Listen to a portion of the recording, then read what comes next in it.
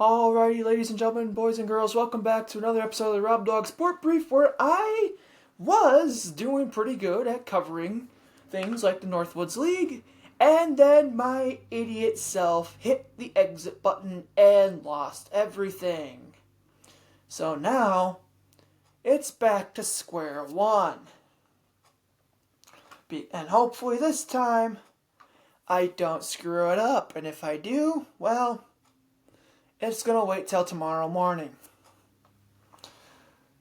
But what's not going to wait, assuming I don't screw this up again, is the Northwoods League.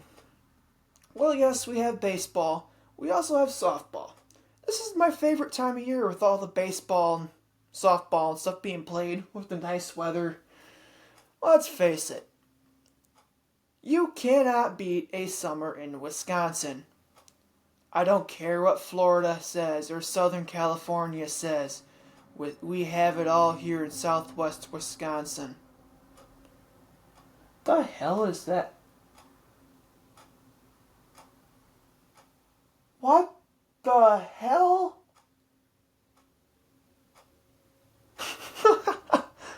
Oh boy. Only in Stoddard. Only in Stoddard can you find a bunch of Holstein cattle. There's Holstein cattle just roaming Main Street. Someone's cows are loose and they've infiltrated town. So yeah. Yeah, there they go. There they go. They're off to the races. Looks like they're going to the Quick Trip now. Someone's gonna get fined for that. But anyways, back to the Northwoods League. And on June 10th, the Wausau Ignite kicked off their first season in dominant fashion against the Lacrosse Steam. And when I say dominant fashion, I mean it was very one-sided. The final score was 13-2. However, it wasn't always that one-sided because it was the sixth inning when they put up an 8 spot to end it. Because going into the fourth inning, it was only 5-2, and it's like, okay, well, we got ourselves a ball game here. It's a three-run game, but it's still a ball game. But in the process, and after that 8th inning, when they won, the Ignite won 13-2 with their 13 runs on 12 hits. Some of the stats here. So far, the player to watch on their roster after night 1 was their catcher Mia Johnson. She went 2 for 4, 3 runs scored, 2 dingers, and 5 ribbies. Megan McGinnis was 2 for 5 with 2 runs scored, a double and a triple with 4 ribbies. So right there is 9 runs. DeSoto's own Val Osthoff went 0 for 0 with 2 runs scored, a ribby, and 2 walks. So, great job, Val. Go Pirates. And they had 1,227 people there for this game.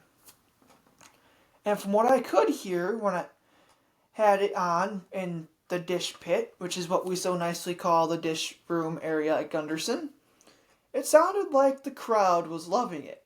Because, just like for Wausau, it's the same thing I said here in the Cross last year, of this was long overdue.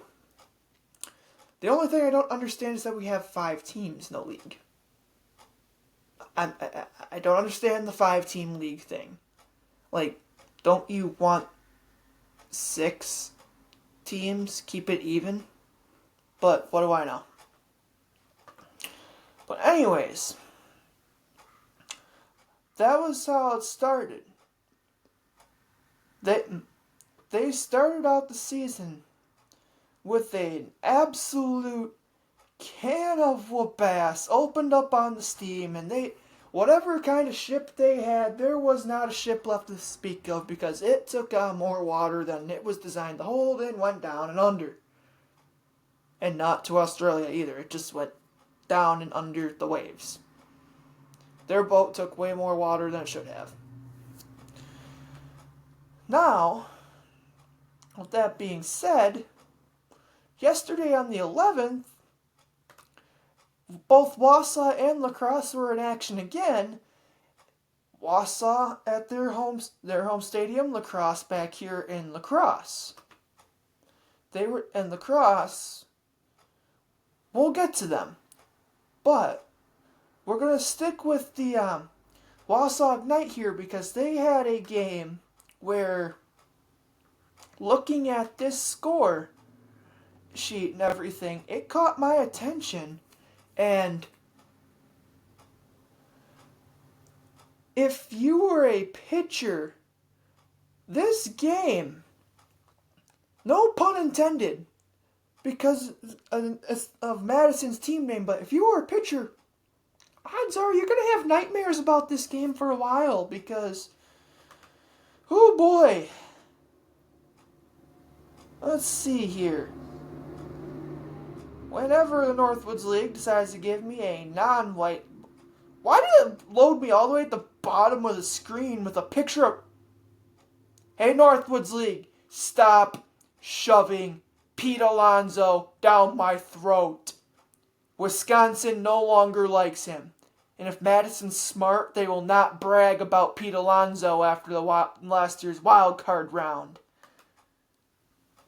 But anyways... the Madison Mallards. Wow. Huh. A baseball team's playing softball.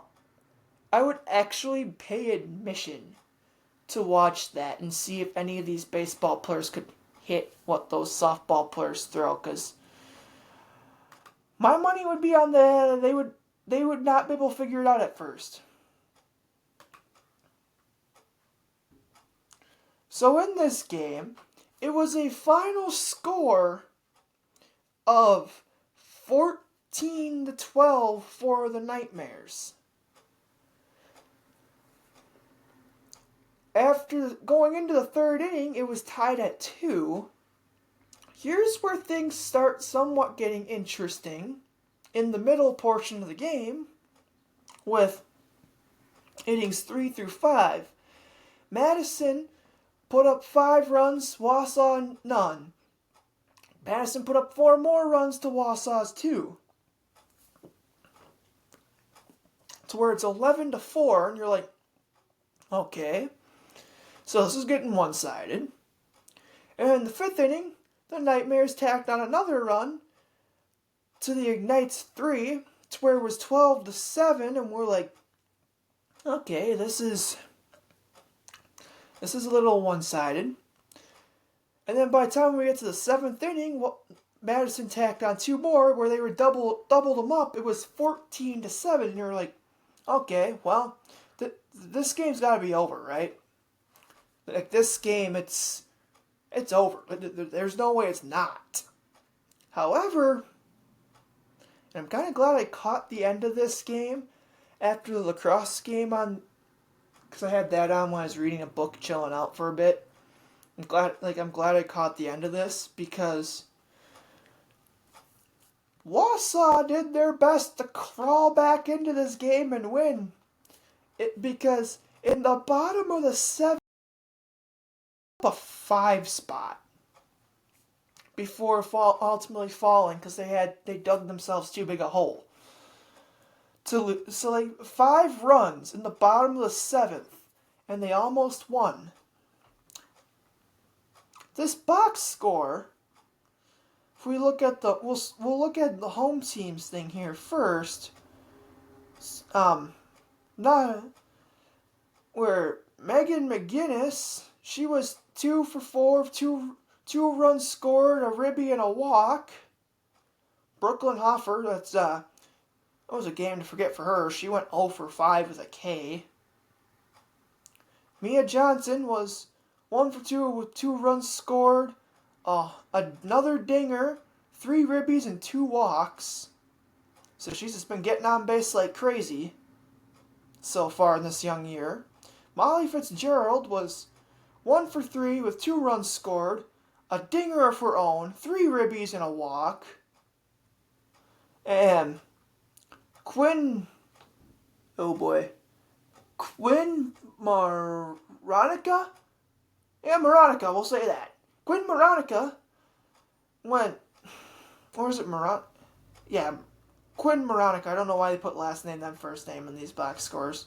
So Quinn Maronica went 3 for 4 with 2 runs scored, 2 dingers, and 3 ribbies and a K. I was like, okay, well, they're doing fairly well. However, this is where things get really interesting. It's the Nightmares box score. And again, for the pitchers who were in this game, rest in peace their ERA, because that's going to be a hard one to recuperate from. It's going to be really hard to recuperate. But for the Nightmares, their left fielder Greta Grassel went 3 for 5 with 3 runs scored, a double, a dinger, and 2 ribbies for herself. Their third baseman Hillary Blomberg went 4 for 5, 2 runs scored, 2 dingers, 4 ribbies. So we're up to 3 dingers on the day.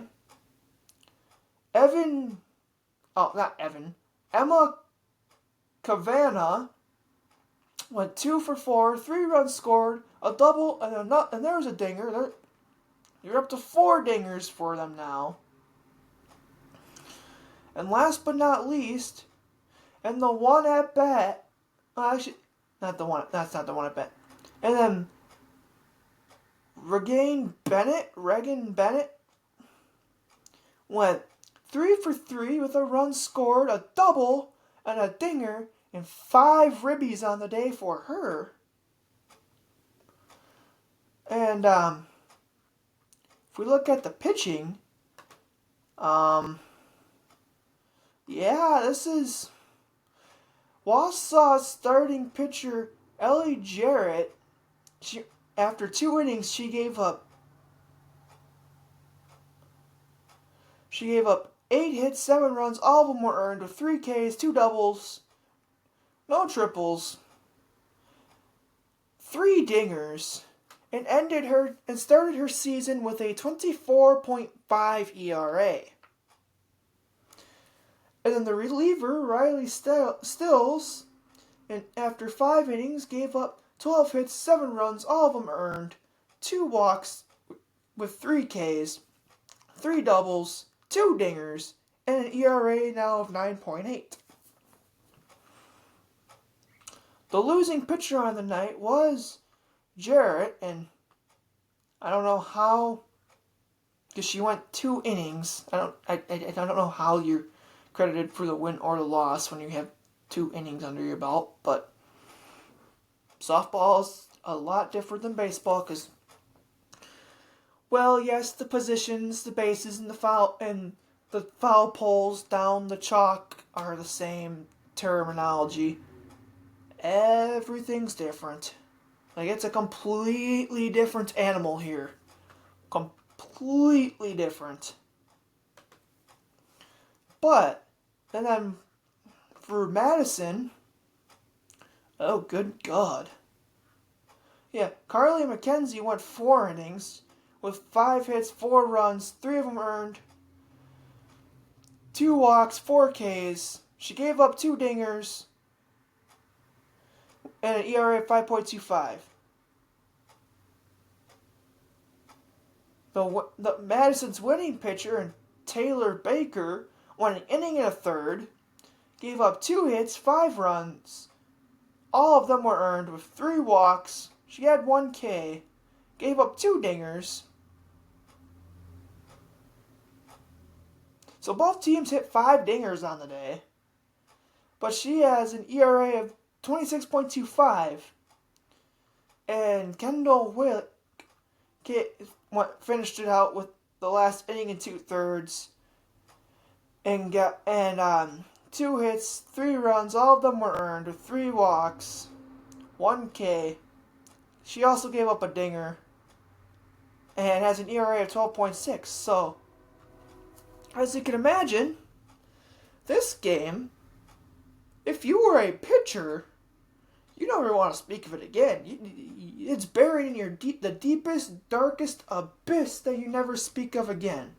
Like, I don't know what. Oh, we had a game in Wausau. I don't know. I don't know about that game.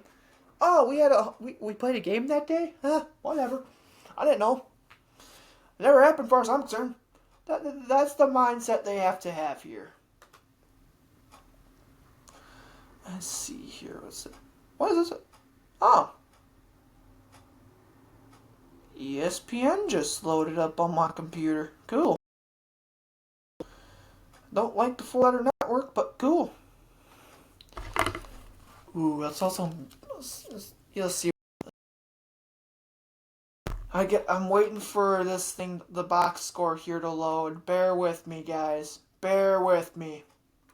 This box score is not wanting to load, so we're having to bear down, hold down the fort, waiting for this to happen. Like, it's getting kind of old that my shit won't load. I know the internet works because I paid the bill. Hopefully this works when I post it up for you guys. Right now I'm kind of moving around. Stop. Is it telling me that it's like... Hold on. It better not be telling me I have no connection. Let's see. Yeah, let's watch this game live for a bit. It's the only baseball I get to watch today. And a commercial break is in progress. Great. So, yeah, things... Damn it, you damn Holstein cows. You went by and now my internet's slower. God damn you cows. I shall turn you into some steak and burgers. And throw you on the grill. Just for this.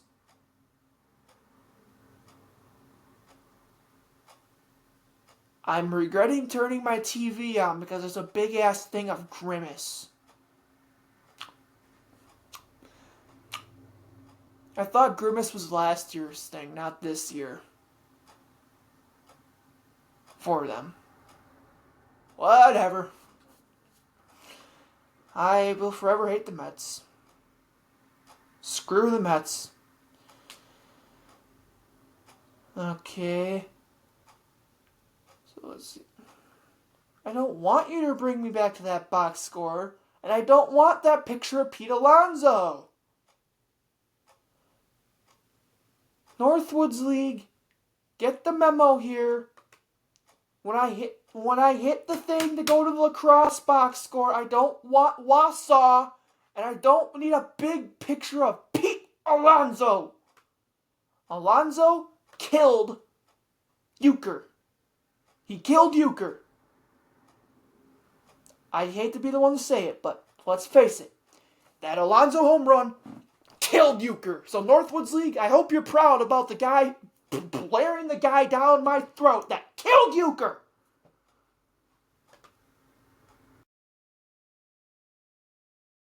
Northwoods League website now. It's so like their website's so buggy. It's super and slow. It's pathetic. Like, this is actually really pathetic.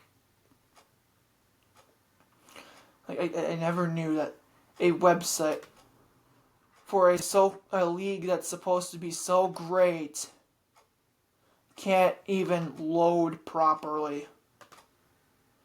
Come on! Well, yeah, you guys are getting a live look at me being really, really ticked off with the Northwoods League's website here. And this is also part of the reason why I don't go to games anymore, because the least you could do is give me a functioning website. It's not that hard when you're a semi-professional baseball league to give me a functional website. Like, come on, guys. It's not that hard. It really is not. Give me a functioning website with the scores. But I guess when you're a league that's getting too big for your pants, you can do whatever you want. So yeah, we covered that. Now we'll get to the lacrosse team, who, as we saw before, as we mentioned earlier, lost to the Ignite in very one-sided fashion. So while we sit here and wait for the Northwoods League to load and give me that picture of Pete Alonso, I am about ready to go storm the Northwoods League in Minnesota somewhere and say, I don't want it. I don't want to see Sterling Marte, Pete Alonso, and the Mets. Oh, speak of the devil, he's on TV. But anyways, the lacrosse team, they took on the Mankato Habaneros. And in this game, I'm also going to mention something later that I wouldn't have done it, but it's not my call.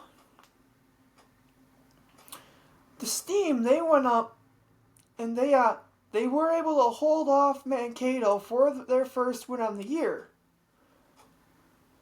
As they were, but if it weren't for outside of the bottom of the third, their offense was fairly quiet. Like, they had the 12 hits. It's just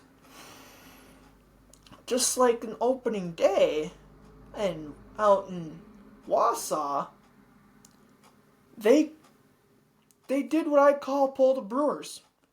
You got the bases loaded, but you couldn't push the run across. We all know, here in Wisconsin, if you watch the Brewers, that is what the Brewers do best. The Brewers are the ones that load the bases, get ducks on the pond consistently, and never push a run across. Holy hell, MLB Network's way behind on this one. MLB Network's live is giving me an inning I already watched. I already saw the bottom of the fifth, MLB. You're way behind. It's kind of pathetic that MLB Network's that far behind. You can't even get caught up with the things you pike into on your own sport. That is really bad.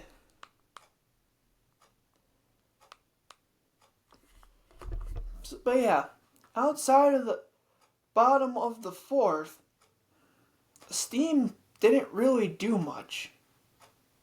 Okay, I just had to exit out and go back in. But when we look at this, when we look closer, it's obvious they had the base runners. Like, and Ashley Chantel, she even had a triple, so they got on base. And like Grace Frechette here, she went 3 for 4, had a run scored and a ribby.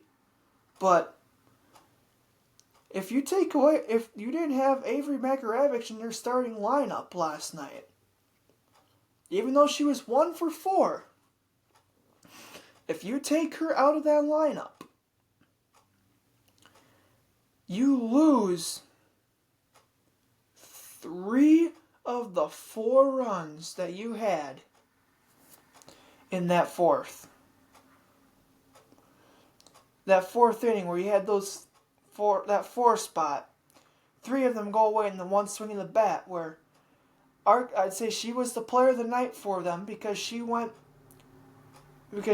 that one hit was a 3-run shot that kept them alive. Now that we've got through that, yeah, there goes the farmer. He got his Holsteins back in his thing. Ironically, this is happening right outside of where I live. Oh, I love small town America. Oh, come on, my MLB. I want to watch baseball.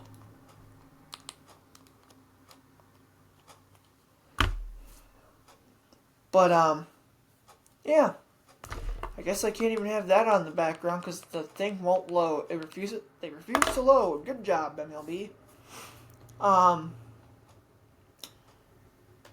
The lacrosse Steam and their victory graphic, I want to know what the people were thinking. Like, what they were thinking here. Like, stuff like this, good idea. Very good idea. We should make more shit like that. More PR shit like the rally towel thing you have behind me. For the fans. Though I would say arguably it should be an all-fan giveaway, not just the first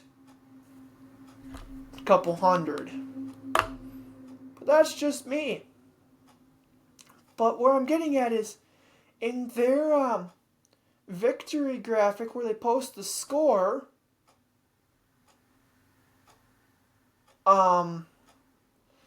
they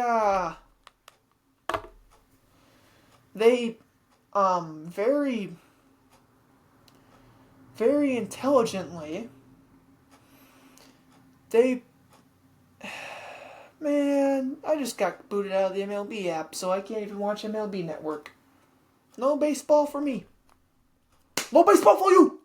That's the MLB right now, and it's kind of dumb with as much money as we pay for that damn thing for it to not work.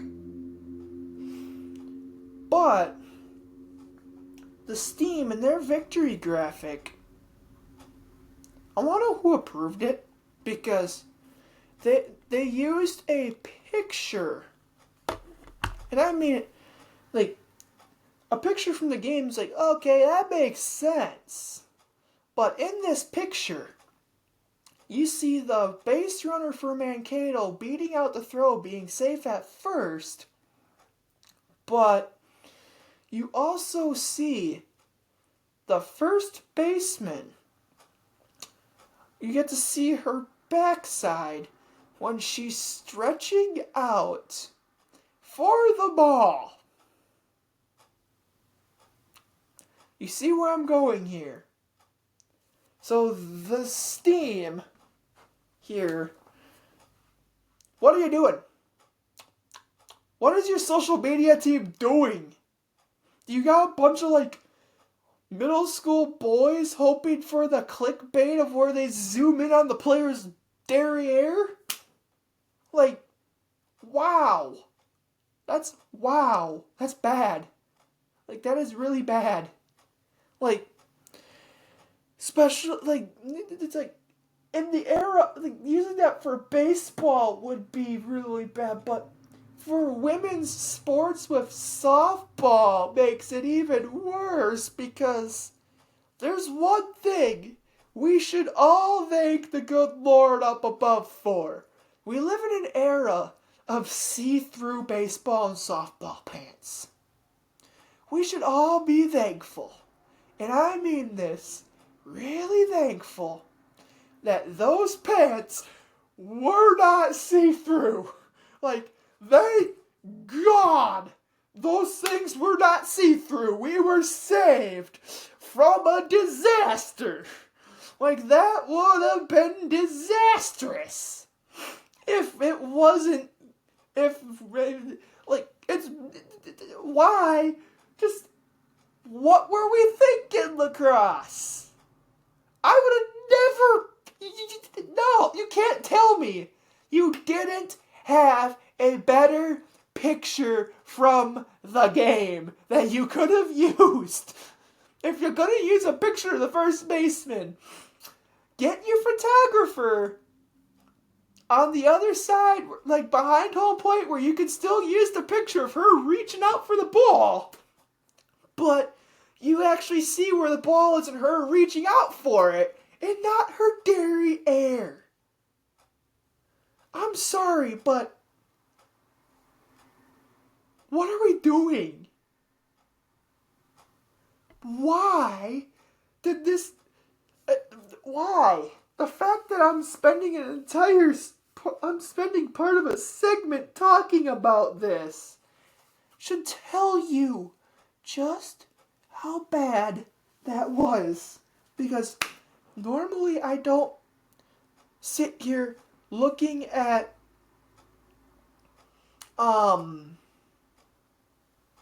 the design of social media posts and going, wait, what? That's not the picture I would have used? But here we are. Here we are talking about it and going, what the actual fuck? And just like that, I let that slip out. I'm sorry, this is supposed to be a family programming. But that is a moment where, if that were my sister, or if I was the dad and that's my daughter and that's the picture they used, I wouldn't be very happy. Because, again, thank God that picture, since that's the one they rolled with, thank God it wasn't see-through pants. Because if we were able to see through those ball pants, we would have seen the whole package. And ain't nobody watching a ball game wants to see the moon. We don't want to see the moon. But with that being said, the lacrosse loggers, well, because the Northwoods League website is being stupid and not really working. I'm questioning my internet because, though this is working, because I can see I'm connected to it, but my MLB package won't connect to the internet for some reason, saying I have a faulty connection. The Northwoods League website was doing what it does when it's claiming there's no internet connection and being faulty, so there is that. However, the Loggers right now are 13-3 and one of the best teams in the Northwoods League, if not the best at the moment, but this is where I'm going to say it doesn't really matter right now. You want to know why that behind me mattered? Because when they did that, and they won that championship, you had your players there the whole year. There was none of this queer through the All-Star break with temporary players, and then your second, and then, yeah. Like last year, the quote-unquote temp players that you brought in as temporaries until the College World Series and stuff was over were better than your players you brought in originally and had to wait until the series and all the College World Series and postseason was over. I still don't know how they got that far, but they got to the championship. But what I miss is the days of when the Loggers, when the season started, you didn't have to wait until like the last season started on Memorial Day and it goes through the first 2 weeks of August. You didn't have to wait until after the 4th of July, we'll just be easy math here, 4th of July. You didn't have to wait until the week after the 4th of July, between July 7th and 14th, before the non-temps showed up. You were paying to watch a bunch of guys that they didn't even want, that they didn't sign in the first place. They were temporaries that they didn't make a graphic for or anything. They just were there until the ones they made the graphics for could show up that they cared about. And I miss the days of when they had a Boomer Collins, Tony Miller, Matt Chapman's, JV, the Jonathan Van Eatons of the world that were there for the whole summer. You see where I'm going with this? It's not what it used to be. And it never will be again. Like, I'll take a deeper dive into the Loggers in the second half of the season when I know that they actually have the roster they originally signed there. So once the College World Series is over is when I will look at this, take a deeper dive into it, and actually care a bit more. But until then, the Loggers really aren't that important to me because we've reached the point now where it's like their regular players aren't going to be there. And you know they aren't going to be there. And so where it's like, why pay to go? With that being said, we're gonna transition over to one of our other topics from a story that came out in Major League Baseball. But first, if you liked the content of this show and these episodes, please feel free to go watch these exact episodes on YouTube with some additional YouTube exclusive content. And please also hit up the Robdawg Sport Brief on Twitter, Instagram, Facebook, and TikTok for however long that's still going to be a thing. Rest in peace TikTok because God knows that's not going to survive forever because they're... I want to... Wait, actually, even the military have the right to make fun of my own government. So like, even listening to it, because I'm protected by that. Our government's stupid, and because they weren't making money off of it like they do Zuckerberg for Facebook, they don't want it. So for however long TikTok's around, you can follow me in the Robdawg Sport Brief. In other words, hit me up on Twitter, Instagram, Facebook, YouTube. I mean X, yeah. Twitter or X. Whichever one you want to call it. All under the same username, the Robdawg Sport Brief. And please hit the like or subscribe button, depending on which one of the platforms you're on. With that being said, here in the world of... Since we're still in the world of baseball, there is something that is making me sit here and laugh. Because I'm going, how is that? How? The Red Sox rookie Dobbins is defending discrepancies about his father's career. I will also get to the other breaking news of the day that nobody outside of the world of the Brewers, but Brewer fandom, we are a loyal group of fans. Like, we are an extremely loyal group of fans here in Wisconsin. We ride or die our teams. But Red Sox rookie Hunter Dobbins was making headlines prior to his first career start against the Yankees last week when he said he would retire before pitching for New York. Okay. So he's smoking the Red Sox heater. Got it. I love that he's digging into this rivalry. Like, how can you not love that he's digging into the rivalry here? But the further we get into this article from the Four Letter Network here, it says now he's explaining why the claims he made about his father who once played for Boston's longtime rivals aren't the intentional fabrication that the New York Post report said they were. Wait, what? This is getting weirder and weirder, isn't it? And the answer to that is Yes, it is getting weirder and weirder and weirder.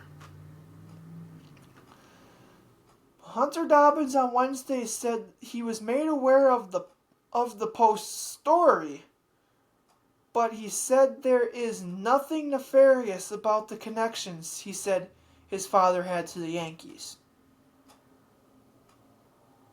Okay.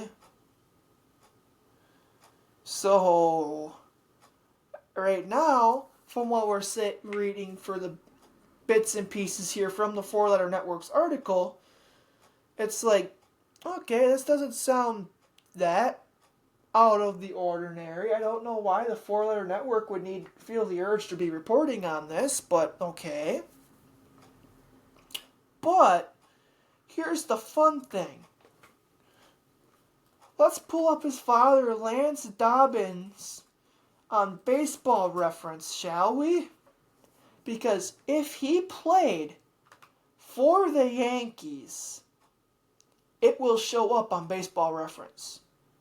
If you are a professional player, whether it's major or minor league, everywhere you went, from college, independent ball, all of it, they'll have documented.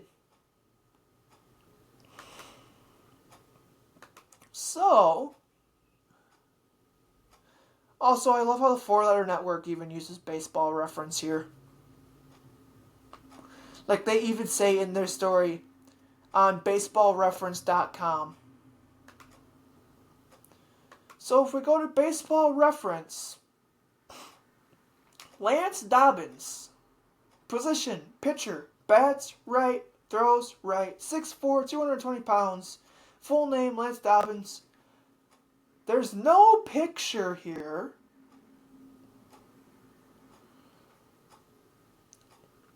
Independent League stats. 1996 team. So 96 and 97, he played Independent League ball for Merdarian and Ohio Valley. You know what team it doesn't? What team it doesn't reference? The New York Yankees. And the team he claims that they traded him to in the Arizona Diamondbacks.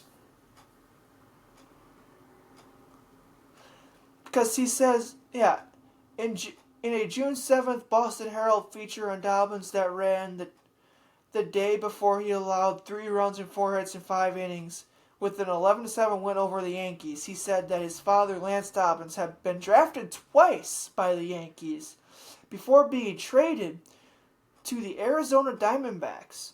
The story also makes reference to Dobbins saying his father was friends with Andy Pettitte, who played 15 Major League seasons with New York. However, the Post report found no evidence of any of that, and they cited multiple official databases and the Yankees' own records even. If the New York Yankees records have absolutely nothing on this guy, when you claim they drafted him, not once, but twice, no matter who it is, they would have it in the archive somewhere. And if he's not in the archive, it means he was never there. He never existed. Baseball Reference even said he was never with an MLB organization. What is Hunter Dobbins on? Because he's clearly on the good stuff. Yeah, the Four Letter Network even says here in the article what we just mentioned by the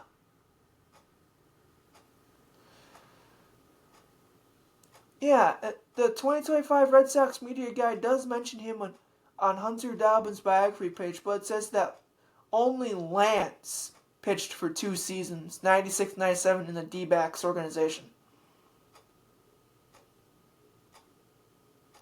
It's not what Baseball Reference says.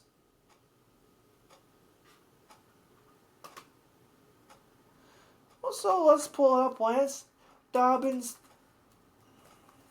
Diamondbacks. See what happens here.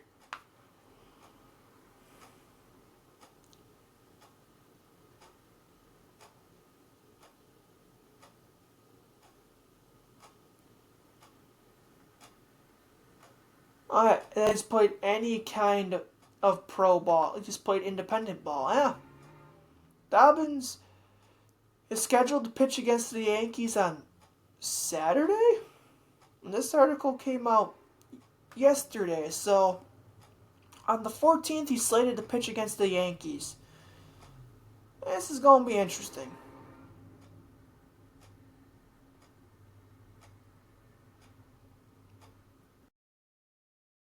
He also said he isn't surprised that the story has gotten the attention it has in recent days. This is a great rivalry. Two cities that have a long history together. Anything that's kind of in the news that goes with both of them is going to turn into a story, and it adds to the game. We just have to embrace it and keep rolling. My man. You made this up.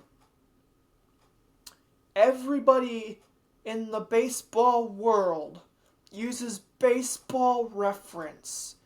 MLB.com, MILB.com. None of them have anything that said he played where you, or anything that matches your so-called story here. So while it's a nice story, you should have made one that's more believable. You should have just said, yeah, my dad played, but I don't know where or when. I just know he played ball at one point. But now that we got through that, and that really random, like, that was way out of right field type random. Or is it saying out of left field random? Either way, it was really random. As we know, the Brewers are calling up one of their top pitching prospects in Jacob Misiorowski. Now, the question is, what were they going to do? Are they going to have a six-man rotation? So they were going to send Aaron Civale to the bullpen. Civale didn't like that. And now, it comes out that Aaron Civale requests a trade after his shift to the bullpen. He has requested a trade.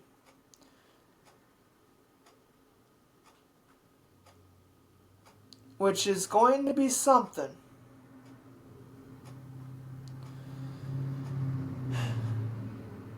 So yeah, shortly after the team informed, according to this article from the Four Letter Network, shortly after the team informed Civale that he was moving to the bullpen, his agent Jack Toffey made the request to the Brewers general manager Matt Arnold.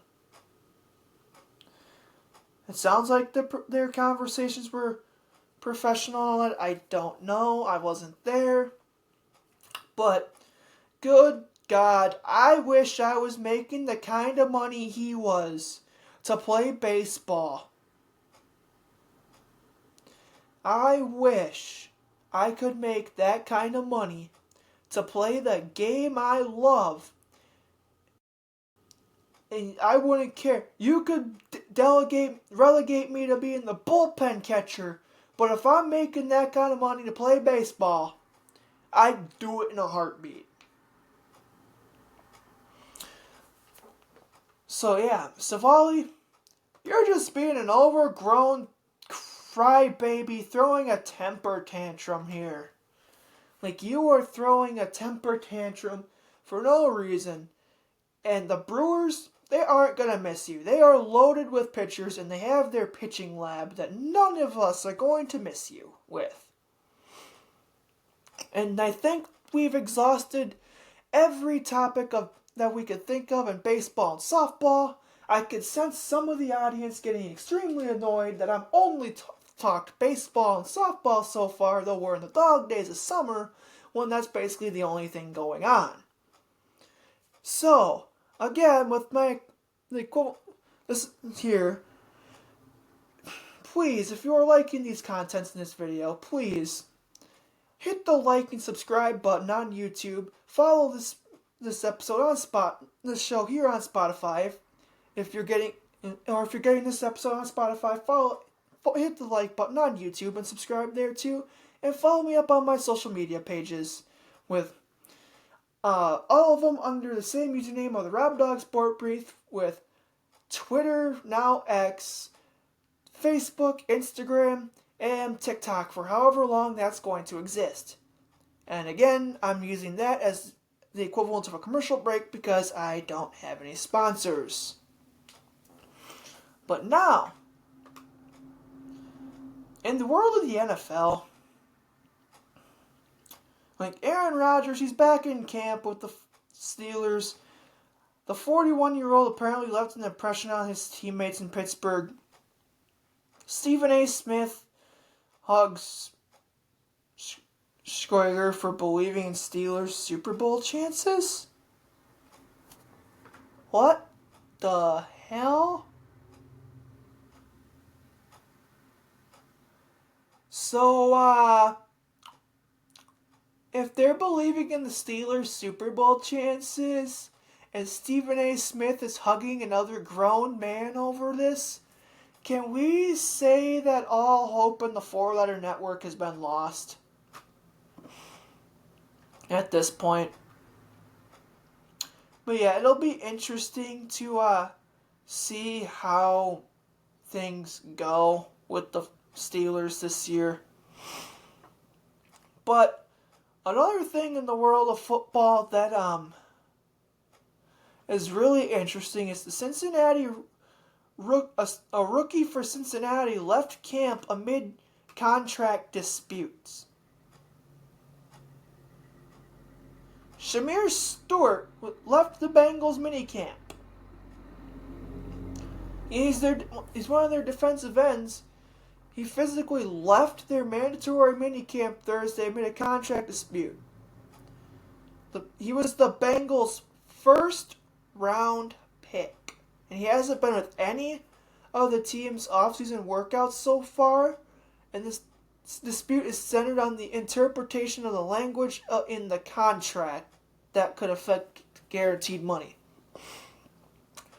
Good Lord, the Cincinnati Bengals, no wonder they're called the Bungles, and snatched defeat from the jaws of victory, because they went from I think it was 1992 until 2020 without knowing what a playoff win was. When they won a playoff game and then they got Joe Burrow, and in that 2020 draft, he obviously got hurt. Well, 2021 was the first year they won a playoff game. So 1992 through 2021. And 2021 was the first time in human history somebody sent a text message about the Bengals winning a playoff game. Let's let that one sink in. But, and I mean this, but I should just tell you how cheap, and I mean it, how cheap the Bengals ownership truly is. Just, because the money, no matter what happens, is predetermined because as a rookie, the NFL says this, and the NFLPA came to agreements, this is what it has to be for these positions flat out, we don't care. Just word it to a way where you can get your first round pick there and admit to the rest of the sports world you're a cheapskate and you're one of the only owners left in all the sports that makes Bob Nutting and John Fisher look good. That's all I'm going to have to say there. I really don't know what's going on, but holy crap, is that bad. Also, the rookie, he's rolling the dice here. That's a big gamble. I think that is a gamble. Now, we're going to wrap things up here with what I think is one of the funniest things. The NBA Finals. Well, I've heard there's been good games. The media is doing what they can to try and hype it up, but nobody's watching. Games 1 and 2 set record lows. Game 3, I haven't heard about anything yet, but I'm guessing that their viewership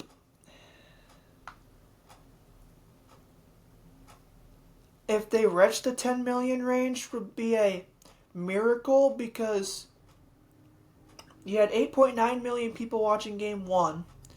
You went down to like and then you went down to 8.7 million people watching game 2. You're going the wrong direction if you're basketball in that one. However, this was to be expected when the finals was announced that it was Oklahoma City and Indiana. Now, for me, personally, I'll say this, and just about every American and functional human being would understand this. It's really hard to watch the NBA Finals when it's on while you're working. Like, you can't watch a basketball game at work. It just don't work that way. Now, with that being said, it's going to be interesting seeing what the overall total is. Like, what the average total is, because right now, Game 1 of the World Series last year is destroying the NBA and their finals ratings. Then again, I will also say this on one thing that doesn't help their case. When you are playing a winter sport and your championship's being played in June, no one's going to want to be inside watching TV in June. And also, the NBA playoffs started when Major League Baseball's season was starting up on opening weekend in April. Or, it started mid-April, I'm pretty sure. So, the NBA's postseason started in mid-April. Let's let this sink in. The playoffs are all of April, May, and June. A 3-month postseason. That's too long. Major League Baseball's playoffs only take October, or they might take the first 2 days of November, give or take if you when the calendar falls and how long the series goes. The NFL postseason only takes January, and the Super Bowl is in February. Granted, the NFL people would probably still watch, but the NFL's not just gonna kamikaze their viewership chances by having the Super Bowl played. Let's see, season kicks off in September and be like, you know what? Let's have the Super Bowl played in April. Or something stupid like that. The NFL is smart enough to understand that Americans, we watch football in the fall and winter. We don't want to watch football in the summertime. Like the spring and summer, we don't care about football. Ask the UFL how that's going for them. No one's been watching. Basketball should figure it out too. That we'll watch in the winter time. Especially when it's them and the NHL, the only things on. The NHL's having this same problem here too. Of course, they don't market their stars. Or anything, really. However, we should, and I mean it should,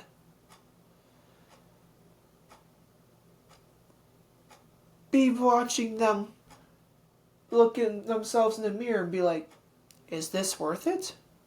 Was this really worth it? And when the overall ratings come out, I'm curious to see if they will be lower than what they were last year when Boston and Dallas set record lows as well. Because we all know the only teams watching this NBA Finals are located in Indiana and Oklahoma. The rest of us, we got better things to do right now. The team I root for, the Knicks, could have made the finals, and I'd say the same thing. And that is where I'm going to wrap this up so we can have a nice, even hour of nothing but Robdawg Sport Brief. So until then, see you next time, and go 35ers.